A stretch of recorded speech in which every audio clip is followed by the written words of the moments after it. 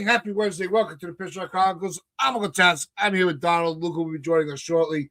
And Donald, one, first off, thanks for holding down the fort on Monday. I missed you. Well, I would have rather have been on the show because clearing that snow, it sucked.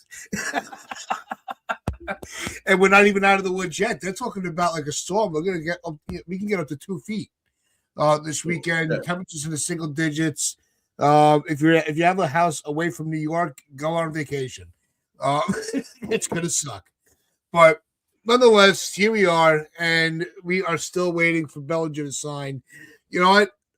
I'm sitting last night, I'm setting everything up. I'm like, when are we going to be able to start talking about it? Like, Yes, please. Shit will get off the pot. Sign or don't sign. Make him an offer or move on.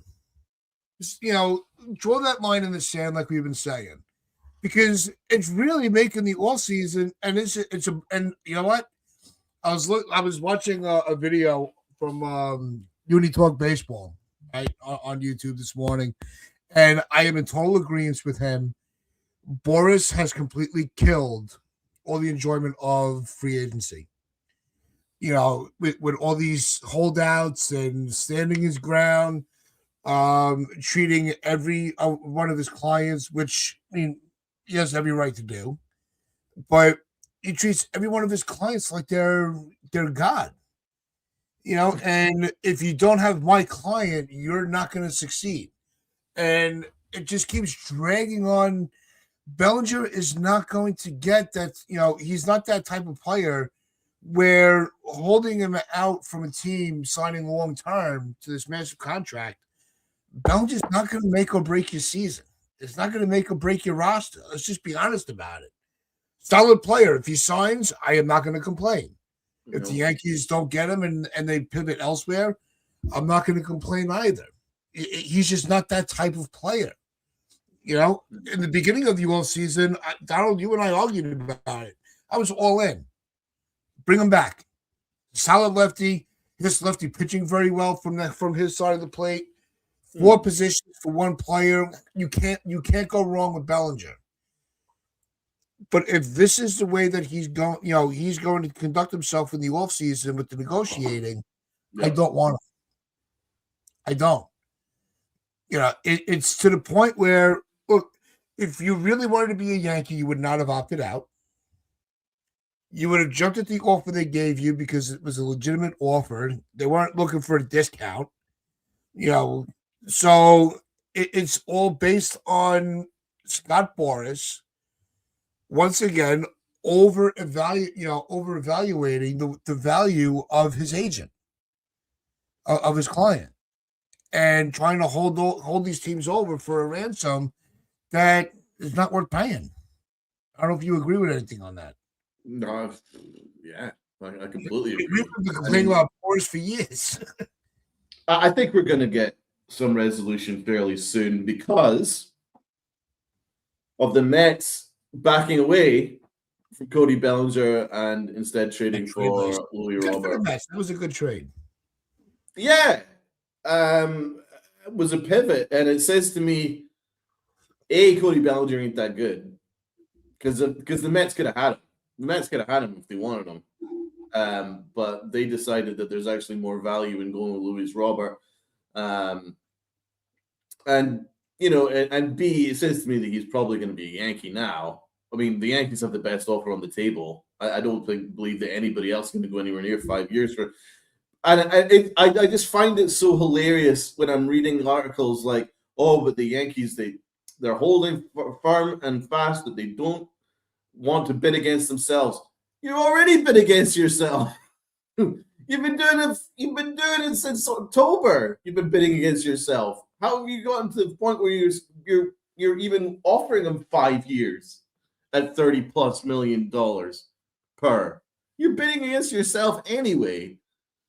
So I just find it hilarious that they're posturing now. Do you know what I'm saying? That's my viewpoint on it. So yeah, the Yankees aren't bidding against themselves now. Well, maybe they should have had that mindset earlier. And to the point where they could have had a pivot point. So this is where we're at, man. It's just I was actually. I'm sorry, I got distracted by this message. Got the morning shit. Damn. What the fuck? Anyway, TMI, bro. TMI. No. Hey, we I know we value every comment, but yeah, there's this is, and Donald, we the last time we were on the show, me, you, and Luke, we were really on a roll with the discussions. We didn't get to a lot of the comments, so let's get through some of those. And welcome to five people that join us every morning. And Blaze asked the question: why do Yankee fans think the front office doesn't know what they're doing? Yankee fans, Michael K is a Yankee shill. One, they don't know what they're doing.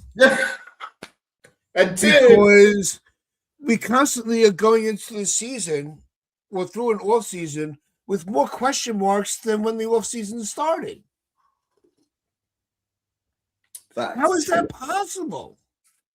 And two, Michael and the only statement they've made is they want to stay under 304. Okay, I respect that. Right? You're tired of paying the luxury tax and giving money to these other teams that the owners are putting in their pocket and not into the players, and not building a roster. Right? I get it. Right? I respect that. But you still have to put a competitive team on the field at the same time. The market, the market right now indicates that you have no choice. But if for the Yankees in particular, if you want that competitive team, you're going to have to go over 304. Sorry, too bad, so sad. Right. They have to make the Yankees have to make a move.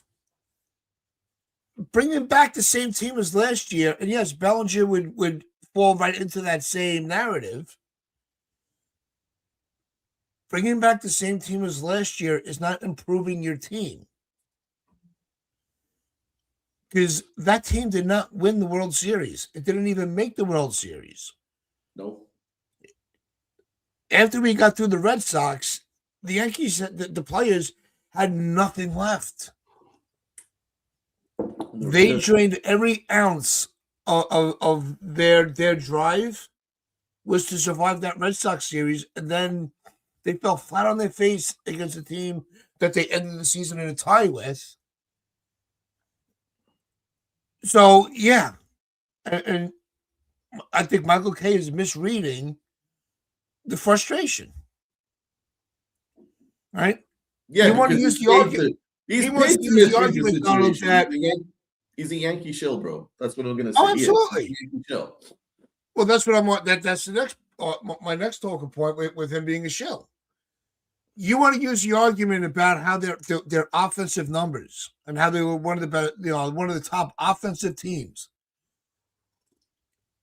Because when you play a lesser team and you're putting up, double-digit runs, you're going to look good on paper.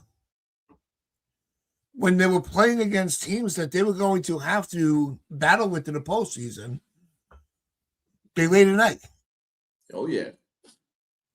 When you have a manager that wants to, that doesn't know how to put a proper lineup together and get players ready for that big series and give guys a day off and throw out a punt lineup, you're not taking the season seriously.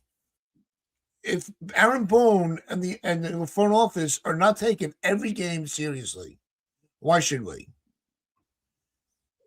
Why should we just sit back and be like, well, yes, opening day, I'll have my jersey on, I'll be rooting for the uniform, and it's a fresh start. You're waiting for a 162 win season. But the way this roster looks right now, I don't see where the Yankees' success is coming from. I don't understand why they keep thinking that their shit doesn't stick. Yes, you're the Yankees. But you don't have that Yankee aura anymore. No, It's gone. Right? long gone. Rest in peace, the Yankee dominance. It's not, and it may never come back the way baseball is going. And Lou, the success cannot be making the playoffs. I know we don't think that way, but they do. Yeah. Big pat on the back. We got those extra gate tickets for the in the postseason. And if you make the postseason, you get a percentage of the, even if you bounce in the first round, you still get a percentage of all the earnings. So that's why they want it's a money grab. It's not pride. In the 90s and the 2000s, the Yankees played with pride. They did not want to disgrace that uniform. They did not want to be sitting on the bench. They did not want a scheduled rest day.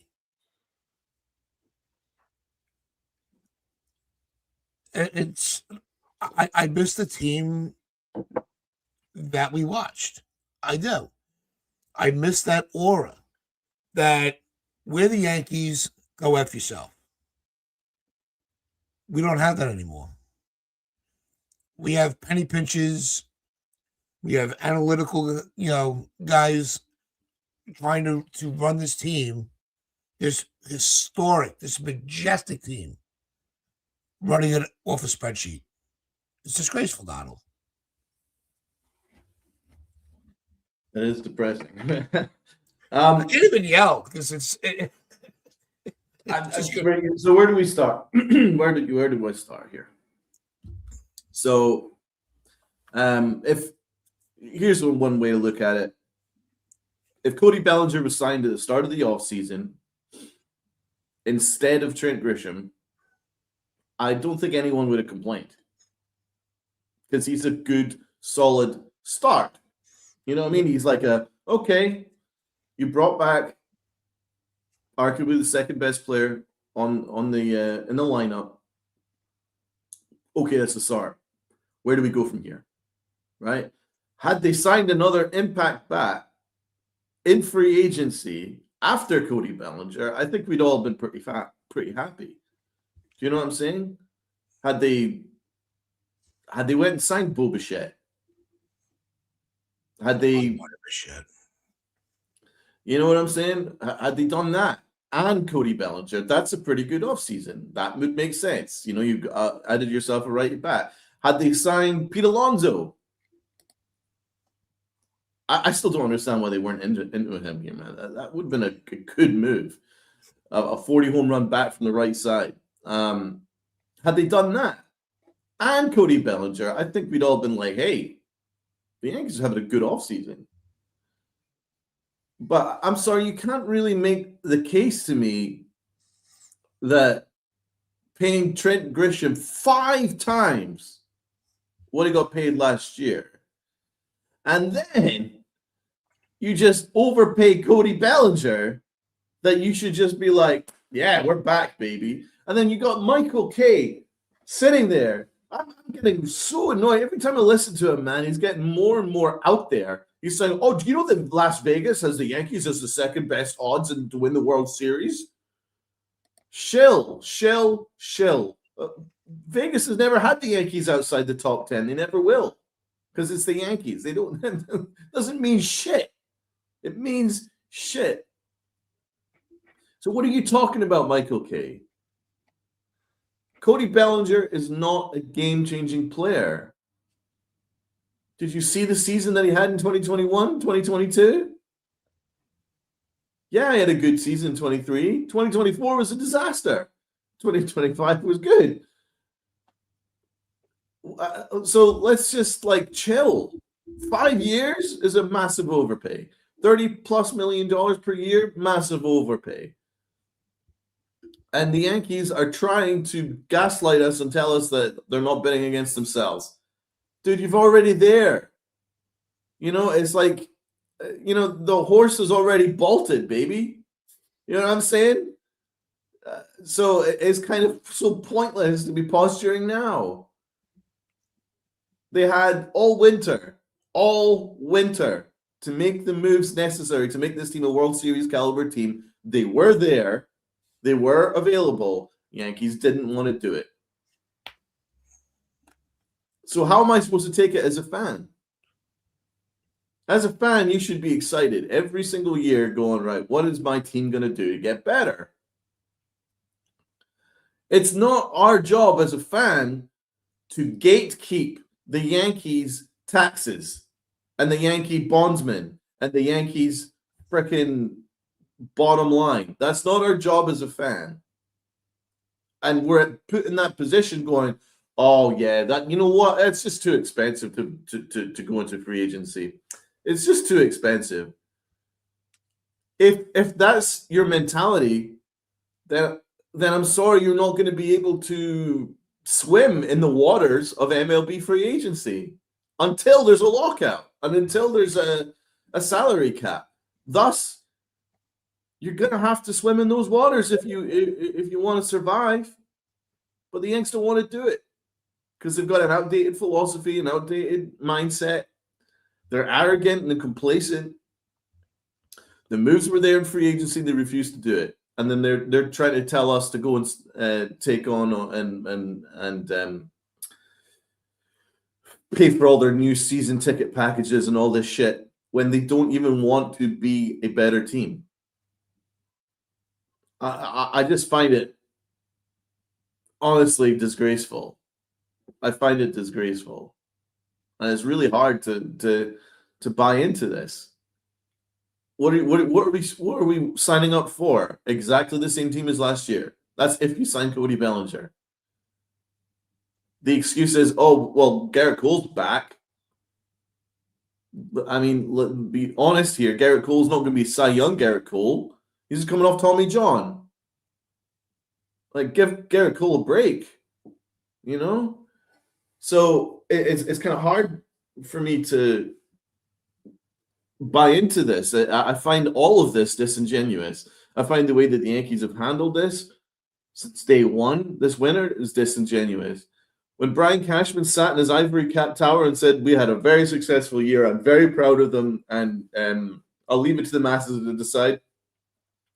That's a big middle finger to all of us when he said that. You know? So, and then when he said, plan A, B, and C, let's be honest, is Cody Bellinger. And then he mispronounced the name of the Japanese imports that were coming in, mispronounced them. He just showed that he didn't really give a shit about them. And so it was just lip service when he was just like, oh yeah, we need to break into the Japanese market. You had no interest in breaking into the Japanese market this year. So you're just a liar. I don't understand why he's allowed to get away with this, but he does because the media is so scared of the Yankees, because they lose media access if they ask the Yankees any difficult questions. So Brian Cashman gets himself layups every single time by 90% of the Yankee media, and that's how he likes it. So he's able to sit in his ivory tower and come up with blasphemous comments that the Yankees had a really successful year after getting steamrolled by the Toronto Blue Jays.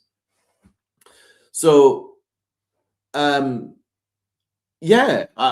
just find everything the Yankees have done disingenuous. When Hal Steinbrenner sat in his ivory tower, and said, "Yeah, but what about me? It's hard to be a Yankee owner with the Blue Jays and the Dodgers. It's hard to be a Yankee owner." And I owe $100 million to the city of New York. So sorry, guys. I know you want some good players under your Christmas tree, but you gotta think about me, right? Oh, but please do take on our season ticket packages, But you have to think about me, Frankly, go fuck yourself. Frankly, go fuck yourself. Luca, good morning. Good morning. Leaving off. Donald and I just went through our little tirades about the comments from Michael Kay. How the Yankee fans are, we're spoiled, and the Yankee fans arguing back that he's just a Yankee shill, and my argument and Donald's also was, it's the culture of the Yankees, the aura, is just completely gone and may not come back. Especially with the way that with the way their new business outlook does not go is not a favorable look for the Yankees front office. For sure. And I've said this like a couple months ago when Yep. Michael K called out the Yankees, just said some nonsense. I was in the chat and I said, the dude is controlled opposition. He's literally that's literally what he is. We all know he's paid by the Yankees. We know what narrative he's going to promote. And I know Don brought up the point about the layups thing with the media. But the media also paints this narrative with the help of Michael K that if Brian Cashman or Aaron Boone were to get fired, they'd be on the team in about 45 minutes. Like whoever, what was it? The 29 teams would be calling for either of them, which is a nonsensical narrative. It's incredibly gratuitous. But this whole Bellinger thing is ridiculous. It's carried on. It's nonsensical. I know, the Mets just acquired Luis Robert, so maybe they're out on Cody Bellinger. I don't know if you guys saw some notes. Christian from NYYST made some notes on Hosto for yesterday. I know you guys brought up the whole Michael K aspect, but I want to pay attention to the Bellinger aspect, which you guys have dived into a little bit. Just for the fans who haven't seen this, the team has had conversations with Austin Hayes and Harrison Bader as potential backup plans. This is all from Jack Curry on yesterday's Hot Stove. He doubts Cody Bellinger could get a short-term deal, high AAV deal due to luxury tax implications. The Yankees do not have a deadline to get an answer from Cody Bellinger, and they are comfortable with their bid, but they claim that they're not going to bid against themselves. Although that the Yankees are willing to go above the contract that Pete Alonso got, which is 5 years, $155 million. You do the math on that, that is $31 million in AAV to re-sign Bellinger, of course. But this whole Downs says it. Downs always says it. There's no plan. There's no plan whatsoever. Yeah. Once the Trent Grisham thing happened, it was just a complete downfall of the offseason. I'm going to be honest with you, I didn't really have any expectations for the offseason. I wanted Kyle Tucker.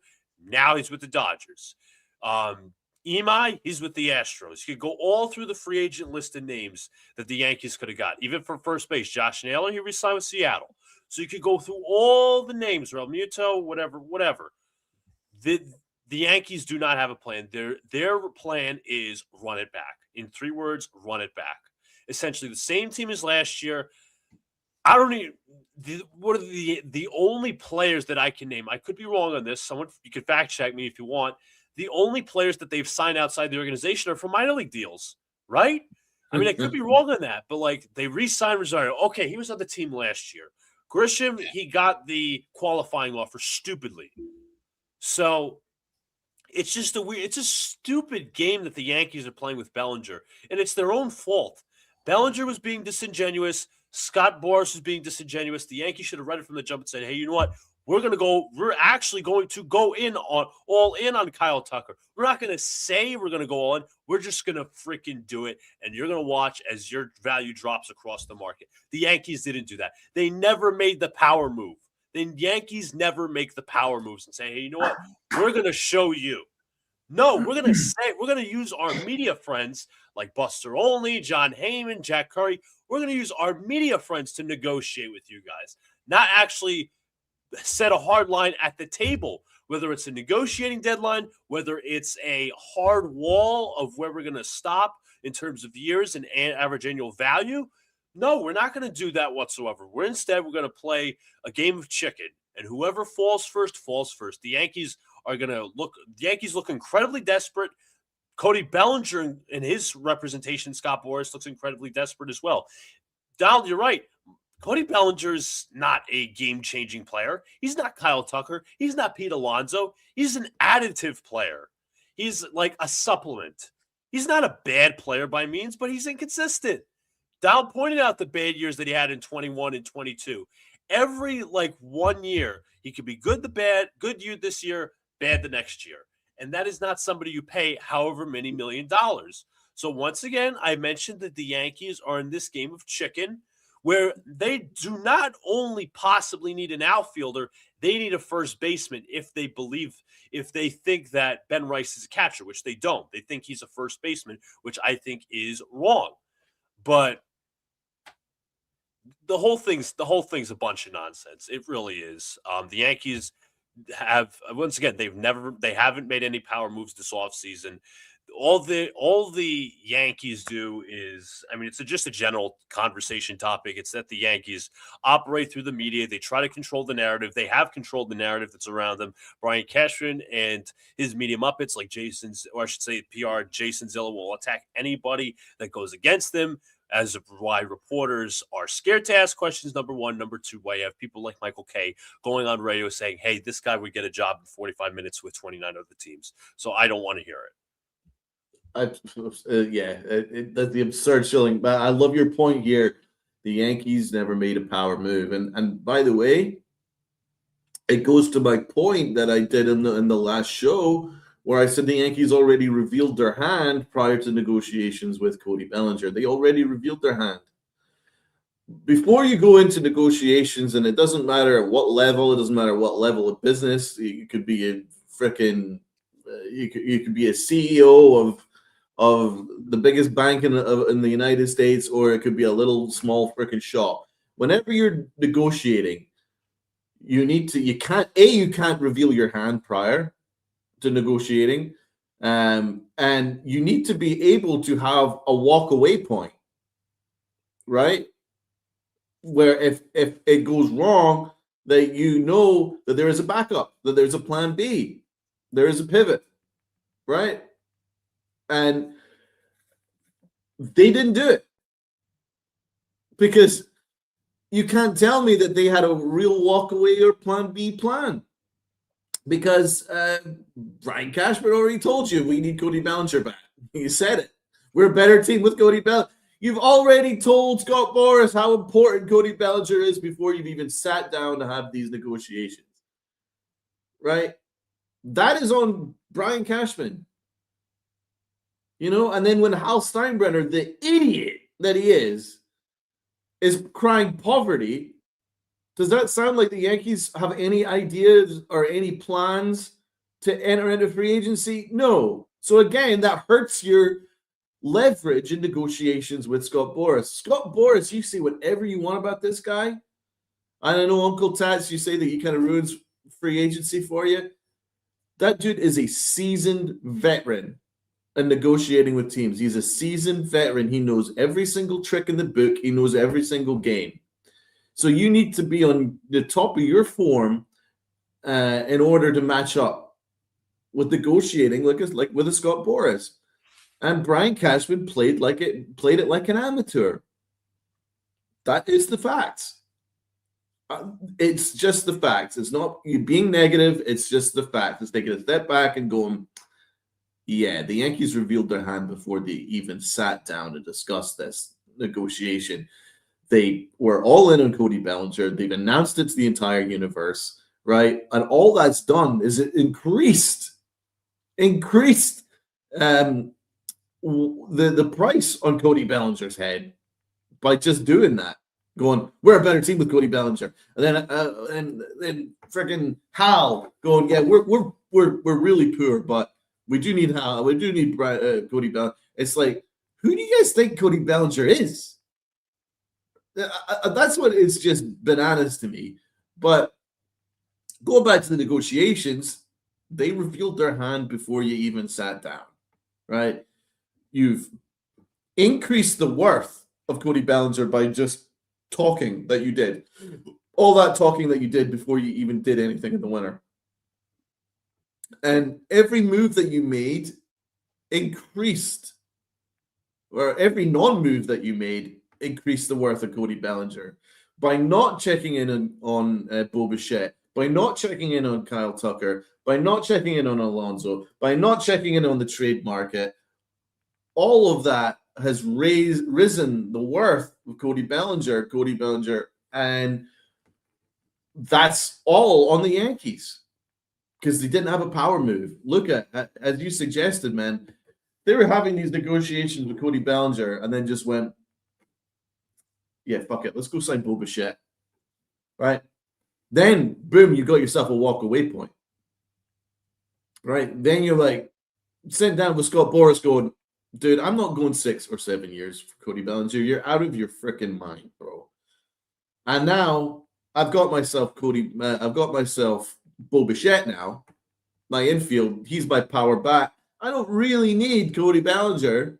So are we going to negotiate fairly or not? Right? Then, boom, you got yourself leverage. Then you've got a walk away point. Then you can now have negotiations at a fair level, right? Because A, your team is not desperate because they have improved. And now you can have negotiations for a Cody Bellinger at the level that he is, which is a good player, but not a difference maker. But the Yankees have acted cheap, and that's on them. And it's nothing to do with Scott Boras. It's nothing to do with Cody Bellinger wanting as much money and as many years as they want, which is their prerogative in the market of free agency in this baseball climate. But that doesn't mean that the Yankees need to entertain that. The market was there. The Yankees refused to check in. So I just find it so hilarious, so absurd and preposterous that the Yankees think that they deserve credit, that they have a walk-away point at 5 years now when the rest of the market is gone. Do you know what I'm saying? It's hilarious. I find it hilarious to me. It's like if they've gone to Costco to get a freaking television because they don't have a television at home, right? And they've waited out the entire market, and all the televisions are gone apart from an okay one, right? And they're haggling over it, going, no, I'm walking away. Well, you're walking away to no fucking TV, right? So like that's where the Yankees are at with Cody Bellinger. Oh, that's too much. That's too much. I'm just gonna go home and look at my, I don't know, look at my fucking feet now because there's no fucking TV. So you either pay for the TV or you don't, and that's where we're at with Cody Bellinger.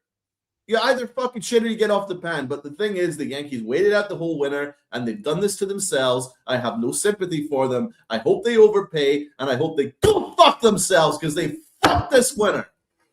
They have. I want to add something before Tats adds on as well. Donald, you mentioned that the Yankees, what their negotiating tactics essentially raised Cody Bellinger's price. I think that could come in two outcomes. Number one, this could allow, because right now the Yankees are obviously at a desperation point. This could allow the Yankees to be used for leverage to where Cody Bellinger, maybe he negotiates or Scott Boras negotiates a little better in good faith with another team and says, you know what? I've raised my price with the Yankees, but since you're negotiating good faith, maybe I take something cheaper with another team. Because once again, I mentioned that the Yankees are a desperation point. But also as well, this could present a scenario where other teams are like balking at what Cody Bellinger wants, like it gets leaked by the Yankees, so on and so forth, where the Yankees are stuck bidding against themselves. Two scenarios. Number one, the Yankees could be used for leverage. Number two, the Yankees could be stuck bidding bidding against themselves. It's a no-win scenario. Tats, I think you want to add something on. Yeah, they've been negotiating against themselves since the offseason started. They're so hung up on Bellinger, they never even tested the waters for other players.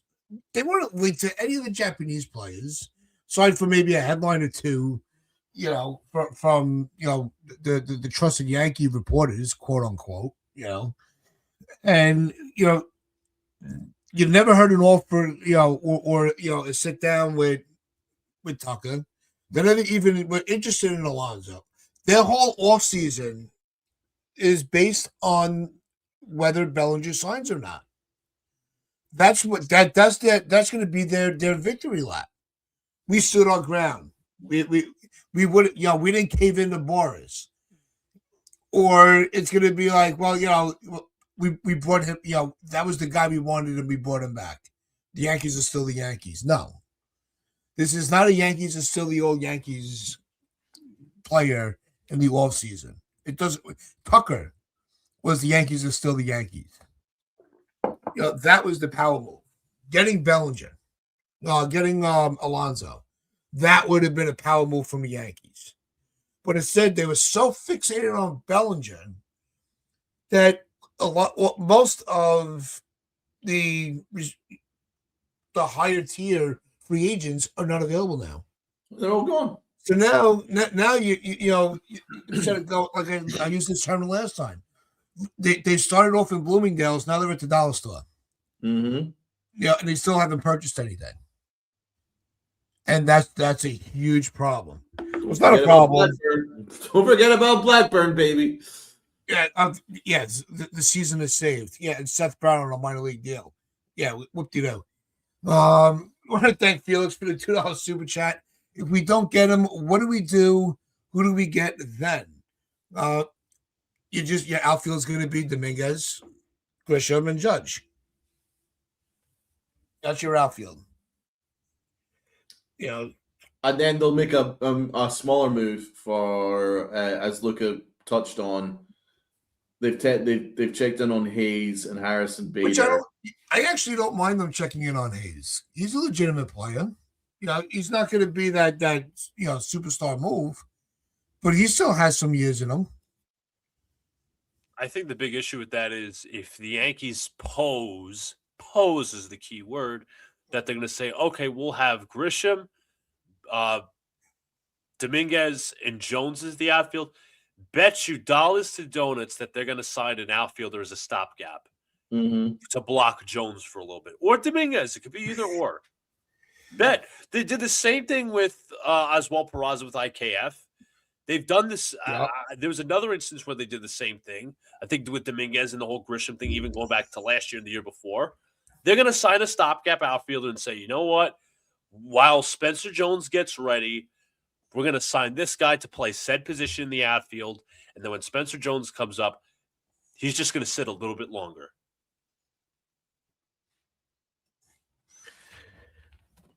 Another Yanktified player. Jesus fucking Christ. There's some really good comments here. First of all, thank you, Felix, for the super chat. So salute to you, Felix. Have an excellent day. Armand is spot on here. The Yankees self-sabotaged their offseason. He absolutely did. Well said, Armand. And Issy has a really good point here. What we have to understand is the pattern the Yankees get stuck on, specific personality types, not necessarily player production. For example, Volpe and now Bellinger. It's a great point. That's a great point. That is a great point. They love this whole happy family stuff. They don't really want anyone that's gonna challenge anybody. They want everyone to kind of sing Kumbaya. And and to be honest, they're double and tripling down on Anthony Volpe because they can't admit that they're wrong. They can never admit that they're wrong. That's one of the big failings of this front office. A good front office is quick to realize where they've maybe made a mistake, and then they quickly move off it and change course.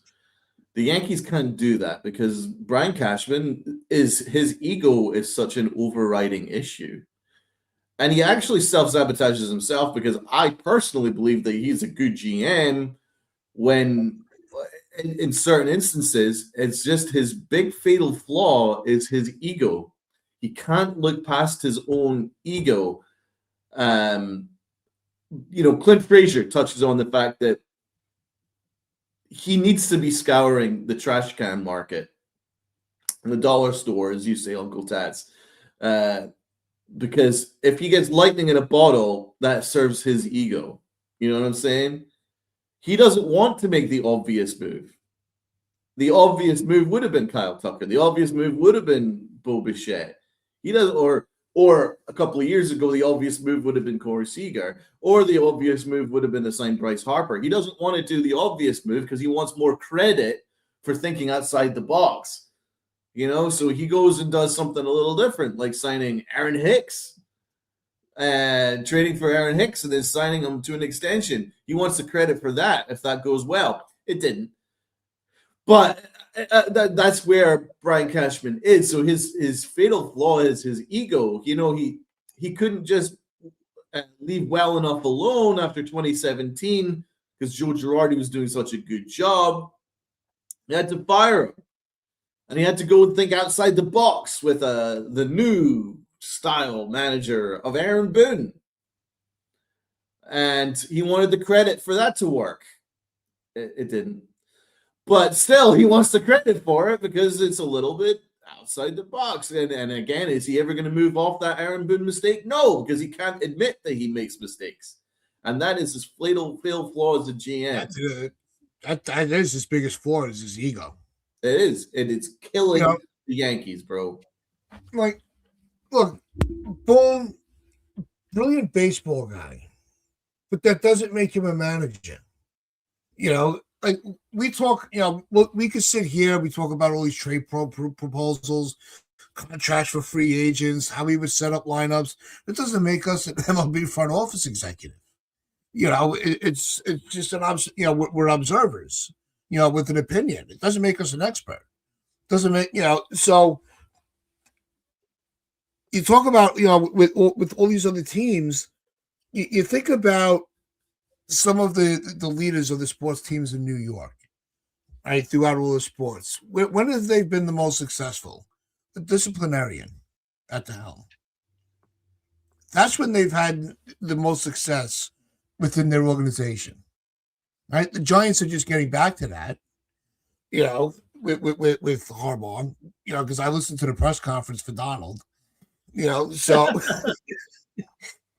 but like that's the attitude you need because there's validity to his words.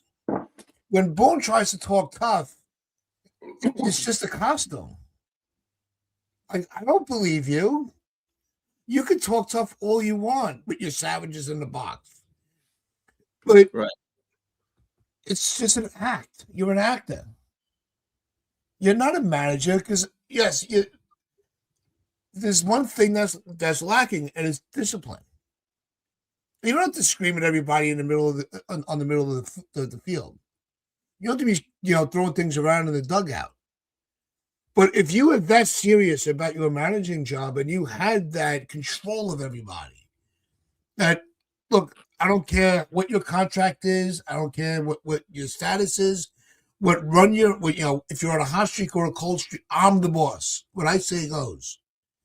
I run this team. And if you're not going to get in line, then there's somebody else there's millions of people that would love to be in those baseball players' spot. So, and that's why they got rid of Girardi, because that was Girardi. That's why, like you referenced before, with Sanchez. That's when he was his most, productive as a player, and you saw a lot of growth. Because he had two guys that were kind of kicking him in the ass, going, knock it off. Focus. You got this. And Boone's not that guy. Boone, he's having coffee with Tyone. We always had a lot of fun with that. He's too busy. He's that kumbaya manager, and that doesn't work in this market. Maybe that would work in Kansas City. Maybe that would work, somewhere else, not in New York. You have to have a set of balls, and Boone's not it. No. But we know he's here for life. They're not, how do you go this whole time? You were given, when he came in after Girardi, he was given a World Series run on a platter. And his team just continued going backwards year after year after year. Mm-hmm. Top prospects failing one after the other. This whole time, the only one that's able to survive is Judge of all these untouchables that have come through the system. When do we start to say, maybe it's not the players' fault? And I'm always one to blame the players. They're the ones that are on the field. The manager doesn't throw the pitch. The manager doesn't swing the bat. But if the manager is not getting these guys mentally ready for it, then it does take the blame off of the players for a time being. Dude, they've changed the roster a million times. They've changed the roster a million times since 2018. Well, that was one of our arguments at the beginning of the offseason. And the one overriding thing that hasn't changed is Aaron Boone. Bingo. They've changed every coach around Aaron Boone. They've changed rosters right across the board since 2018. All they do is blame the players. Oh, it's the players, it's the players, it's the players, it's the players, it's the players. Aaron Boone continues to stay in his job. And as you say, Tats, at what point are you going to look at the manager? because I mean, either you're just signing all the wrong players all the time, or maybe your manager just ain't that good. Maybe he just ain't that good. Let's look at some more of the chat. Mets fan, Yanks will land Bellinger. If Bellinger was leaving, he would have taken another offer already. He's just trying to squeeze as much out of the Yankees as he can. I do believe he's trying to squeeze as much as he can. I don't even think he's that keen on the Yankees. I'll be honest. I don't think he is, or he would have taken the offer much earlier. That 5-year deal, when the Yankees originally offered it like a month or so ago, I think if he genuinely wanted to be a Yankee, I think he would have taken it. I think he would have picked up the option. Or he would have just picked never up fucked it out. Yeah. He's just looking to get paid as much as possible. And the Yankees entered into that. And that's more full on them. Louis, we are a big market team with a small market mindset. Well said, my friend. Well said. Andy Carnival questions whether Bellinger wants to play in New York. That's probably why the Mets backed out. The Mets could have had him. I just think that the Mets are actually smarter than the Yankees and realize that that they're already well past his actual value. So there's no point entertaining it. So they might as well sign or make a trade for Louis Robert. Michael K thinks all fans should just assume Cashman's the smartest GM. Yeah, well, we know better than that, I'm afraid. But spot on. What else we got here? Andy Carnival, the culture in the Bronx has changed since the 90s when every free agent wanted to play New York. Now it's LA. Yeah, that's true. I was going to say, yes. I'm sorry, Donald, I was going to interrupt when the recent comment talking about New York, and I was just thinking about this. First of all, Brian Cashman wanted Aaron Boone as manager. He wants the yes man. He wants he is his own prototype because he's a control freak, number one. Number two, in regards to the New York comment, is anybody really afraid to go into Yankee Stadium anymore? I'm being so serious about that. Just in terms of an aura, in terms of a team and a haunting atmosphere. We talked about ad nauseum how bad the atmosphere has gotten in terms of fans. But is any team like scared to go to Yankee Stadium anymore? Because I think it's just another walk in the park. I think it's they get to the Twilight New York City, and we're going to go into Yankee Stadium and beat the piss out of the Yankees. Well said. I'm just tired of the front office and their media douchebags talking down on the fans like we are less than. I'm done being insulted. Well said, Issy.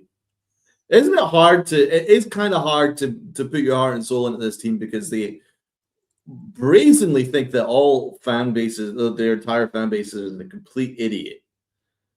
They just show no respect to this fan base at all. It's insulting. As if there aren't people that are successful within your fan base, or there are people that actually know baseball within your fan base. It's so insulting just to talk genuinely down to them, calling us all mouth breathers, as Michael K has done, and Brian Cashman say, "Oh, I'll leave it to the masses to decide." But it's really hard. It's really hard to get behind this. It's not what the Yankees are like. It's not what they used to be. They never did this before. They're doing this now because A, they can, because the media aren't allowed to question them. And B, because they're arrogant and self-satisfied and complacent. And they're all just worried about their own jobs. They're not really worried about pushing the Yankees on towards being the best. They don't want to do it. They haven't made any moves in front office. You know what? Heck, if the Yankees did nothing in free agency, but actually completely changed up their front office, I would actually be pretty happy because at least I would be more optimistic. Yeah, at least they'd be doing something, But it's not. As upset as I am that they've done the square root of fuck all of free agency. I'm more worried about that they have no interest in being better. It's the same front office as it has been for the last 20 years. It's the same analytics guys that have been for the last 20 years. All they do is confirm their own biases. they're not looking to step forward. You know what I'm saying? Have they signed anybody? Or have they taken any interviews yet on their international scouts? They just fired everybody and then they haven't done anything about it. Like, it's just like this front office is broken. It's broken. And sure, they might win 89 games next year. Heck, if they get lucky, they might win 90. And that tends to cover up for all their incompetence that's going on behind the scenes. And there's a lot of incompetence. And if it's podcasts like ourselves that sheds light on it, then good, because at least it's opening people's eyes to what's going on behind the scenes. It's not just about wins, and that's what's so funny about how Michael Kay was screaming at Yankee fans, calling us spoiled and mouth breathers the other week, because he kept saying 94 wins, 94 wins, 94 wins, 94 wins. The wins are the wins. What's going on behind the scenes? And what's going on behind the scenes is not good. We already saw in the winter meetings when Brian Cashman, for some reason, was not able to go to the winter meetings. Who is his backup? Omar Minaya. How did that work out? Not too well, because Wandy Essien went to the Mets. So that's what I'm talking about. This front office is broken. The managerial staff, the coaching staff is a joke. It's broken. Their international scouting is broken. And it's not just me saying it. Clearly, Brian Cashman thinks it because he fired everybody. So there's some serious. Why is the international team right in the middle of one of the better? Right in the middle of the international signing period. That's what I'm talking about. It's like they're so backwards, and there's no one drawing attention to it other than us. So that's why you guys should sub up. That's why you should guys like and share, because we are shedding light on things that the Yankees are covering up. I wanted to bring up this comment from Stuff and Things. He says, this Yankee team's overall pitching since the Boone era has been very good. The offense just isn't in the clutch. The issue is they're blind to their own issues. I brought this up a few months ago. I said, this is just a life thing. This is a Yankees thing, which I think pertains to them very well. To solve an issue, you first have to recognize that you have an issue or you have issues. The Yankees don't think they have issues. It's not that they're blind to their own issues. You could say that, sure. But they don't think they have issues. They think everything is fine. Mm-hmm. If you don't think you have a problem, you don't think you need a solution. You don't think you need anything evaluating. And the problem is, as we mentioned several times in the stream, the entire front office, the entire coaching staff, everything involved with Cashman and Boone, they are unchecked. Unchecked. Brian Cashman's ego, unchecked. Front office, archaic, unchecked. Everything is unchecked. There's no evaluation. There's nothing like that, because we have an owner who just sees the bottom line. Mm-hmm. Exactly. It's a beautiful point.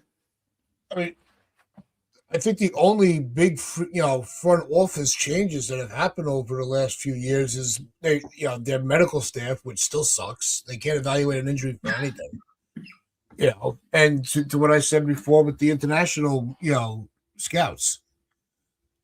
You got three, superstars coming from Japan. We don't need international scouts. We'll be fine. Like that is probably the most piss poor mentality I could ever think of. But I want to shift in these last few minutes, because there is another portion of the show that we must get to. And I was going to bring it up in the beginning, but I wanted to end on a positive. And that is, we have our 2026 Hall of Fame inductees already set with Carlos Beltran and Andrew Jones. So congratulations to them on their Hall of Fame nod. I'm actually this spring my wife and I are going to be going up to Cooperstown. I love going up there. So looking forward to, I can go there every day. And always find something I didn't see before. It's great. So congratulations to them on their Hall of Fame bid. I know Jones is coming in as a Brave. I believe Beltran's going in as a Met. Bellinger? Beltran, yeah. So, but they were both also former Yankees. We were able to benefit from their careers. They played very well for us. But Andrew Jones, I think it was so overdue. I always thought Beltran was a borderline, but that's besides the point now. It's a mute point. But Andrew Jones should have gotten in a lot sooner. I mean, he was probably in his era the greatest center fielder in the game. Like nobody played better than him. But when he was on the field, 10 gold gloves. He was what 9 All-Star games. Unbelievable player. No, I liked Andrew Jones, man. I always appreciated him. One hell of a fielder, and very consistent bat for a long time. I have no issue with him getting in the Hall of Fame. I do have an issue, though. Here I'm being negative again, but I do have an issue with them trying to fit the Hall of Fame around players that don't have like maybe a cloud over them of suspicion. So now they've kind of lowered the standards of the Hall of Fame to the point where it's almost the Hall of Mid or the Hall of just good. Very good. And I'm sorry, you cannot have a Hall of Fame if it doesn't involve Barry Bonds. How can you really, with a straight face, say that there's a Hall of Fame without Roger Clemens? And especially without Alex fricking Rodriguez. A-Rod should be in the Hall of Fame. It's as simple as that. The only thing that I'm happy about is that the percentages have gone up. Andy Pettit is almost at 50%. Doubled his percentage. Yes. And A-Rod had a better time of it than the past.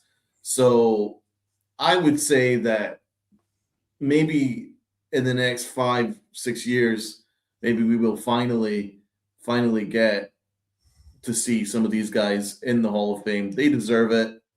They changed baseball. And if you just say, oh, well, it was all because of cheating, A-Rod is one of the greatest players to ever play the game with or without cheating. And that's why it was so galling that he did. Same with Barry Bonds. And you know what? At the end of the day, you can't write the story of baseball in the thousands without Barry Bonds, Roger Clemens, and A-Rod. It's as simple as that. It's as simple as that. So they all deserve to get in. I want to see Andy Pettit in there. And I think Bernie Williams deserves an outside shot because that's someone that certainly was a clean player and was one of the outstanding members of that Yankee dynasty. And I would love to see Jorge Posada in there too. And definitely would love to see George Steinbrenner. It's disgraceful that George Steinbrenner isn't in the Hall of Fame. Yeah, there are now to clarify, in case people don't know or have not had the option with the privilege to go to the Hall of Fame. All of these players are represented in the museum, but they don't necessarily have like Pete Rose. He's got a section. Like he's got plaques with his accolades on it. He's just not in the hall. He doesn't have a plaque there. So a lot of these players, yes, the story of the game is being told. They're just not being immortalized in the hall section where you have your plaque on the wall.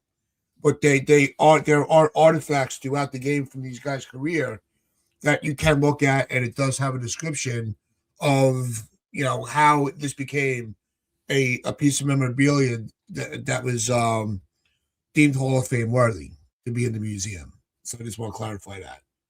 How would you? What was your opinion, Tats? Like, do you believe that they should be in the hall, or are you quite happy with them just having their story being told? I've always been one on the. I've been very back and forth with a lot of the Hall of Fame guys. I was very against it for a long, long time. But there are so many key players to the growth of the game that are unfortunately wrapped in the scandal where it almost seems like, in the hall, that there's almost like a whole, a mortal generation that's missing. And I thought that dam was, and you see the dam breaking a little bit more with these guys getting increased numbers once David Ortiz got in. It all you needed was one guy that all fans, whether it was a positive test or not, that you talk about the dark cloud, Poppy was one of them. Right. And because his name. How can you make a case for the Hall of Fame released. that David Ortiz is a Hall of Famer? He has the same cloud of suspicion as many of the guys that don't get in. Well, exactly. He's a likable guy, Donald, apparently. But I hate to interject, Tats. I just want to bring up this comment. This goes along with our conversation. Bonds cheated the game among other guys. Clemens lied under oath, so you say cheating is acceptable. Here's what I'll say about that. I didn't mean to interrupt Tats. I just want to say MLB opened the door for this. I watched this past weekend. I watched a 24-minute video on the strike of 94. MLB, after the strike of 94, was in the shitter, viewing-wise. Yes, then they allowed Sosa, McGuire, Bonds, A-Rod, Manny Ramirez, who I think should also be in the Hall of Fame. All these guys got hooked on steroids. I'm not defending it, but the problem is MLB opened the greedy MLB opened the door to save their own asses for viewing purposes. That's why they should be Manny, A-Rod, Bonds, Clemens. All those guys should be in the Hall of Fame. They're great. They were even great players before they did steroids. A-Rod, 50 home runs. Barry Bonds with the Pirates in early days with the Giants.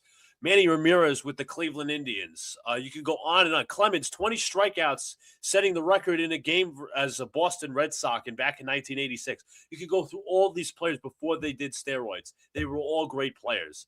The problem that I have, yes, cheating is not acceptable. I get that. But MLB opened the door for that just to save their own ass. That is not fair. It's not. It's absolutely not fair to indict, and Donald said this a few years ago on Big Blue. It was the Boys of Big Apple. He's like, I do not like how these writers are playing God. That's what they're doing. The writers are playing God.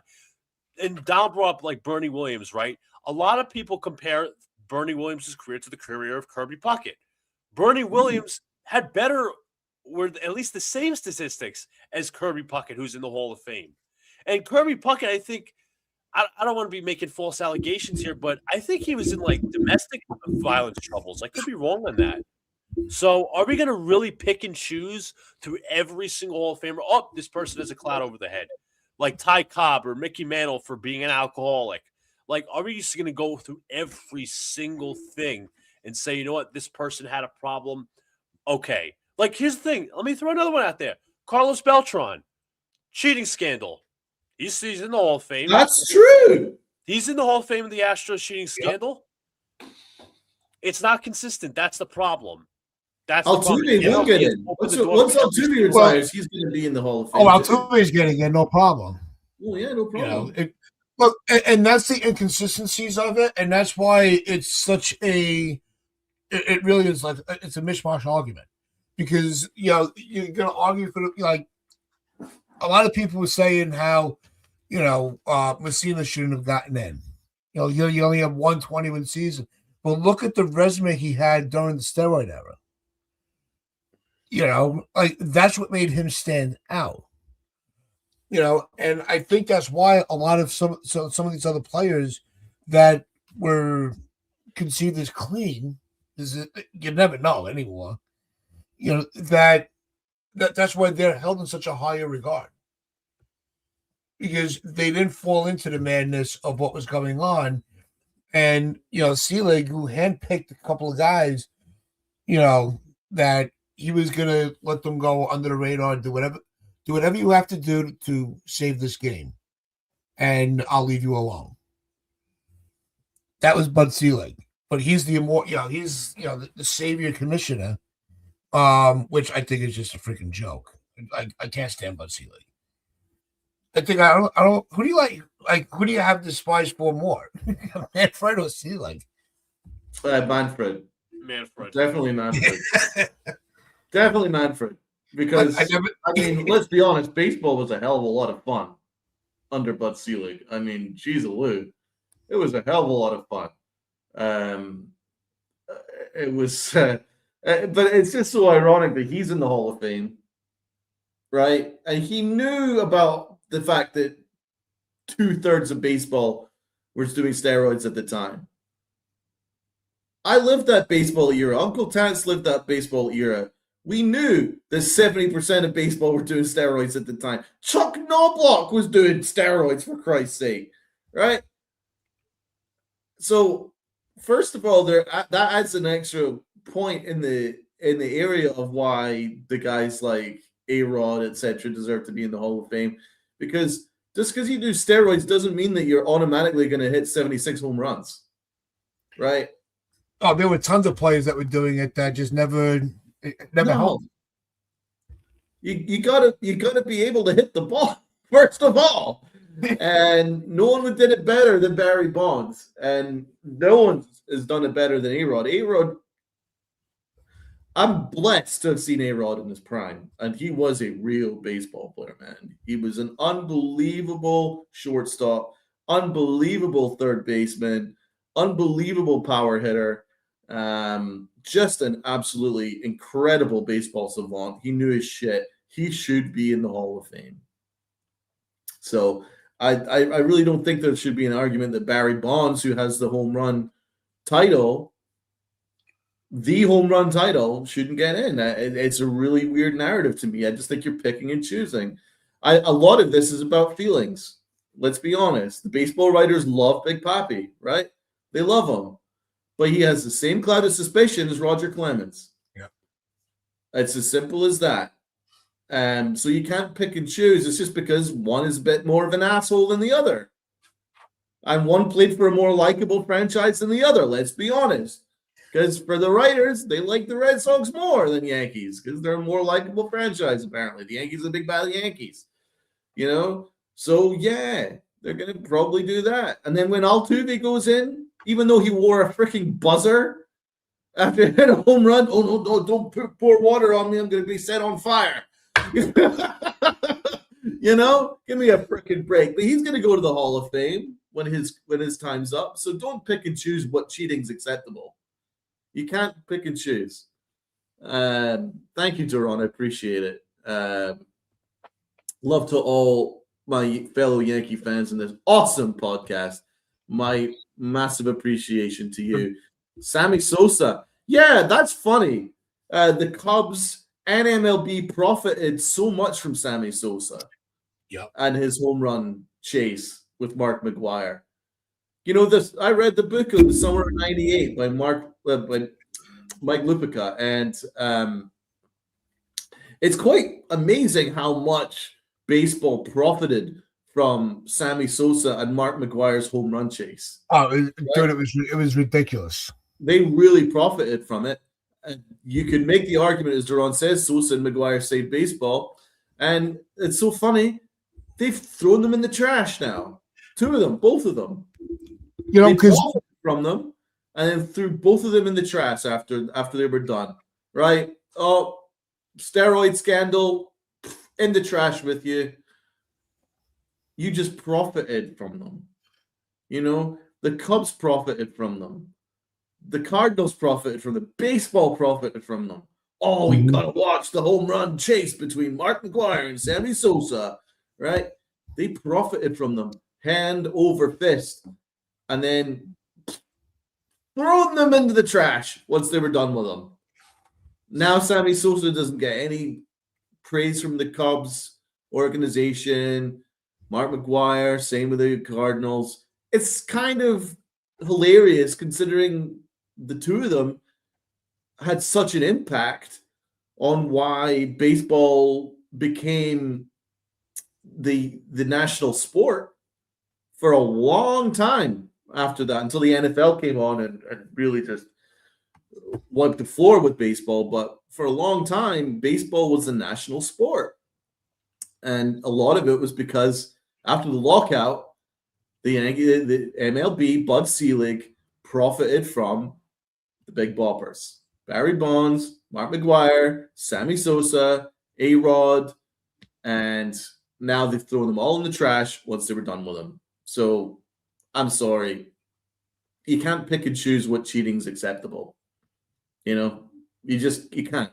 You got to have one consistent line, and they've already crossed that line a number of times with certain members in that Hall of Fame. So if you're gonna have one in, you might as well have others in. That's my point. Yeah. Luke, your final thoughts before we cut out? Yeah, stuff and things I think is pushing back a little bit. He said they profited, but how is it Selig's fault? They chose to use roids. He didn't force them. Doesn't mean it's right. This will always be a debatable topic, but it will never change. But again, it's all about greed. If you go back, I don't remember what YouTube channel was. Forgive me. It was a 24-minute long video talking about the greed of the owners, the greed of the players of the 94, and then the viewership sharply declining, and then picking up at the end of the decade. It was all related to that home run chase and all related to those players using roids. But Bud Selig didn't do anything about it. He's like, well, the sport's profiting, and that's great. Yep. MLB is back. He didn't do anything until how many years later? A-Rod suspended 214 games, eventually shrink down to 162. Yeah. Look at all those biogenesis suspensions back in like the 2012, 2013 year. Andy Pettit, Roger Clemens having to testify, all these different things. It's absolutely unfair. It's absolutely unfair. It's the voting in the Hall of Fame, and I really want to go back to the Baseball Hall of Fame, but it's like there's a stigma around the Hall of Fame. It's like it's not objective voting whatsoever. It should be great players voted in by the best writers and the most objective writers. I don't look at the NFL Hall of Fame the same that way. I really like the NFL Hall of Fame in Canton. I went there a few years ago. I went to the Baseball Hall of Fame almost 10 years ago. But I can't look at it the same. I can't. Well said. It's definitely, it's watered down in, the Hall of Fame. And so they don't, I understand, in Cooperstown, that is their whole financial bracket, right? No Cooperstown, no Hall of Fame. Cooperstown is just a little town nobody ever heard of. Okay. So they need the traffic on a daily basis. But every time that when I've gone there, one, I think there's people all over the country there, which I think is phenomenal because you can talk to all these different fan bases. I'm telling you, if you have never gone, you owe it to yourself. Put that shit on your bucket list as fast as you can and get there. You will. It's you can't regret it. The restaurants that are over there, the whole town. It lives and breathes baseball. It's phenomenal. I love it. It's like going to heaven. It's my Disney.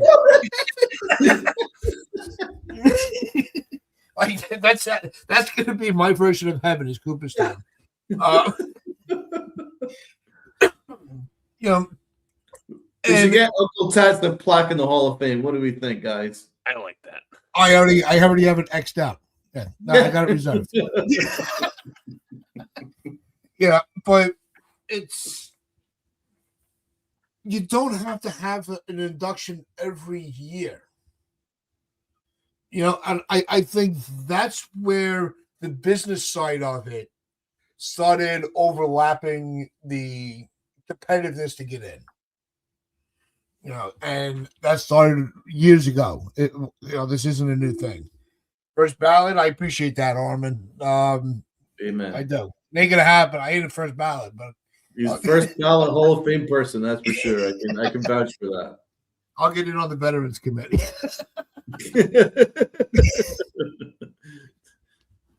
No, I thought, what year was it? Where it was like, how the hell? I can't believe they got in. I forgot the year off the top of my head, real quick. Was that the year with Larry Walker and whoever else? Yeah, I think so. I think that was the year. There was one where it was like, huh? It just made no sense. So I'm like, whatever. You know, they need the traffic, they need the revenue, they need the publicity, but that's why it's like you can't just put people in just for that reason because it does dilute the prestige of it. We said you want to represent these players that are in the museum. I mean, Cooperstown, they've created a masterpiece of history. But when in the hall section, it should be, there should be less plaques there. It is watered down a little bit. Yeah, that's a good point from Mets fan. Yeah. And the sad part is when you're a kid, you don't know the business side of it. And that's why, Larry, yeah. Harold What about Baines. Johnny Baseball? How is he not in the Hall of Fame?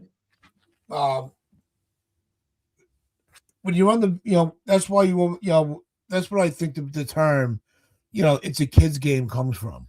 Because when you're a kid, that's the only time you get to enjoy it. Because once you're an adult and you saw, like what we do, on a daily basis with the deep dives into the organization and the operations of the game, it does take away the excitement of it at times. Like we should be anticipating what's going to happen in this upcoming season, rather than getting frustrated over it. This is a good one. Yeah, that is very true, Jason. But you're not allowed to have a different political opinion. That's the funny thing.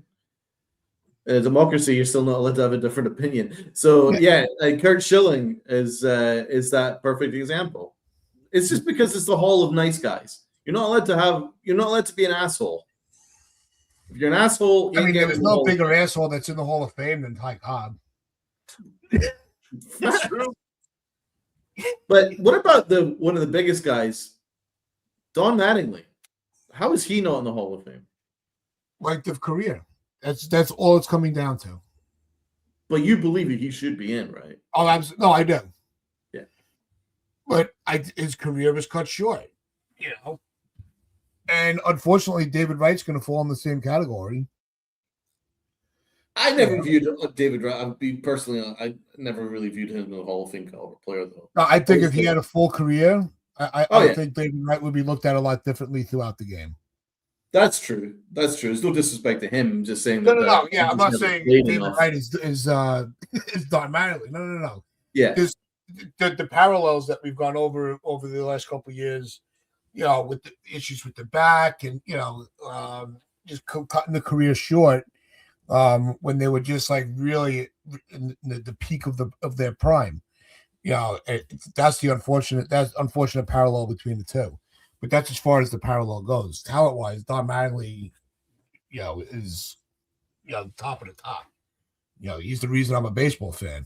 Never mind a Yankee fan. I think that's a very good point, man. Yep. Other Yankees. Who's another Yankee that you would like to see in the Hall of Fame? Pettit. Yeah.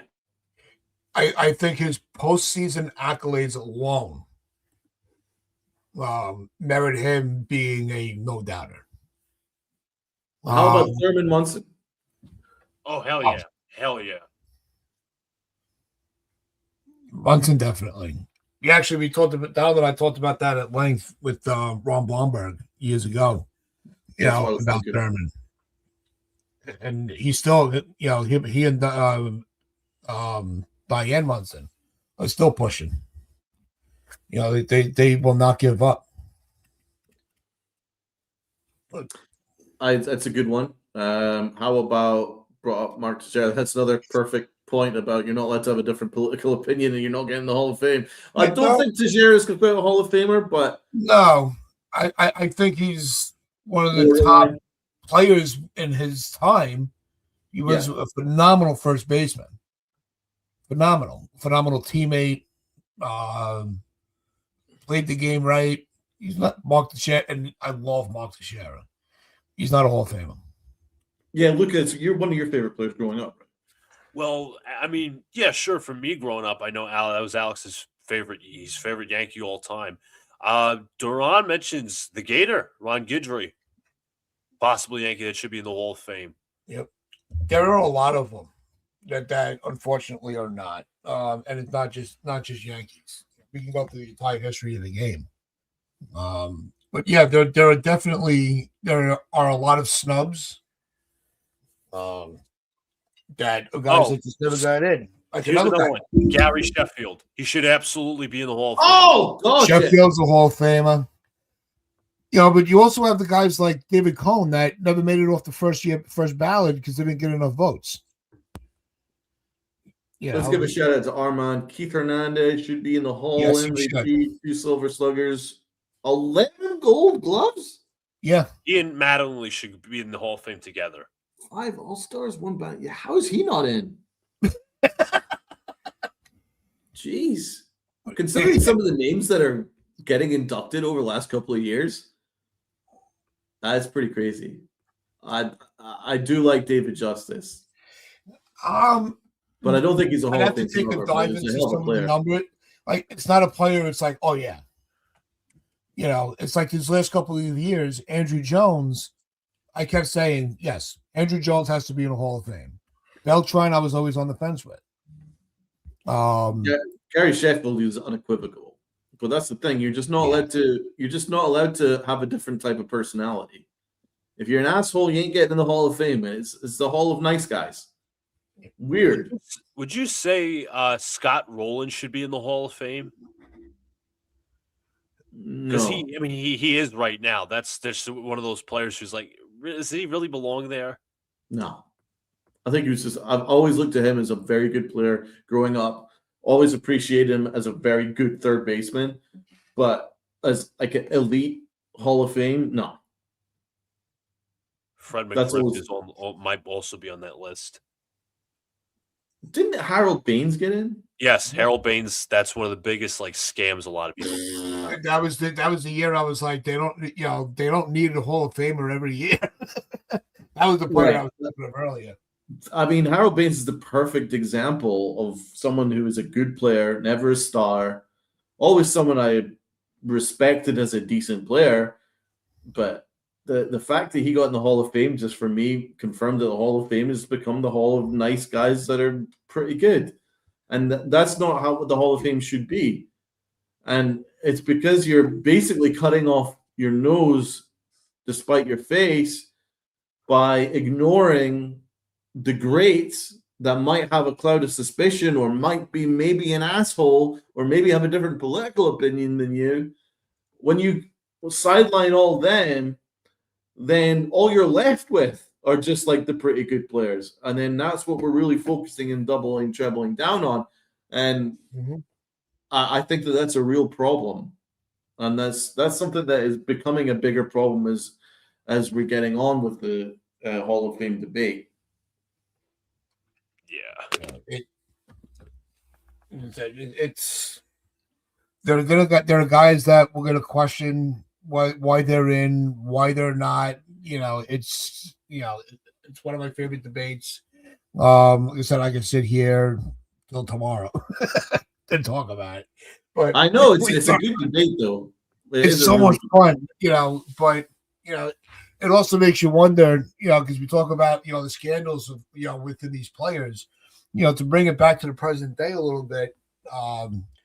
It's it makes you wonder with this with this looming lockout, what scandal is going to be coming next for baseball to save it and bring it back to life.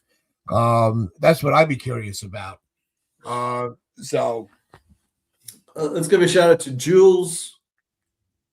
Let's finish off with this comment. It's embarrassing what Brian Cashman, Hal Steinberg, and Aaron Boone did to this team.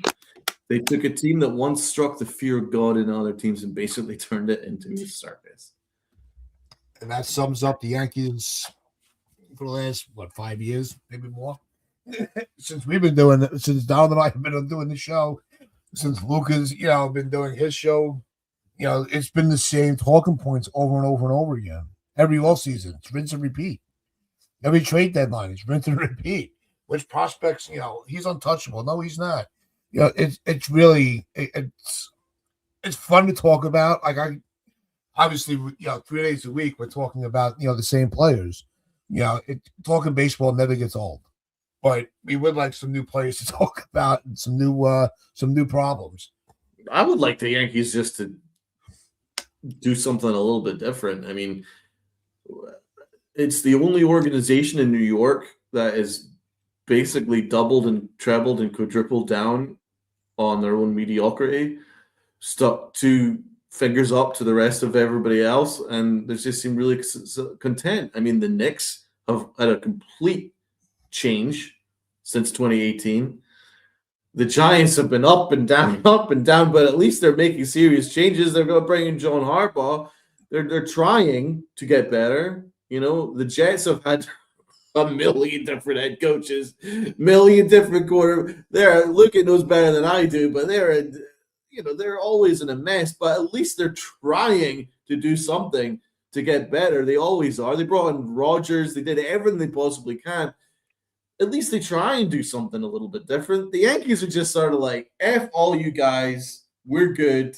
And they just stay in their own little content bubble. You never learn anything that way. No. But that is going to close it out for us. We do hope everybody enjoyed the chat, enjoyed the show as much as we did. We enjoyed talking about it with you. So make sure you hit that like button, hit that sub button, share this out with your friends, your family. Streamers on the corner. For those of you watching on YouTube, appreciate every single one of you. If watching on X, jump over, hit that sub button, give us some support over there. Appreciate you watching. Give us a follow on X and on Facebook as well. Same there. And everybody listening on SportsWire Radio, appreciate all of your listens as well. So with that, let's thank the 140 plus that watched us consistently since an hour and 27 minutes ago. That was amazing. Real Hall of Fame stuff. Yes. So let's give a shout out to the new co-host Luca. I think Luca deserves and also lots of credit too. I mean, he's been killing it since coming in. Yes. So just remember to wear those pinstripes of pride. We'll be back on Friday. Play hard.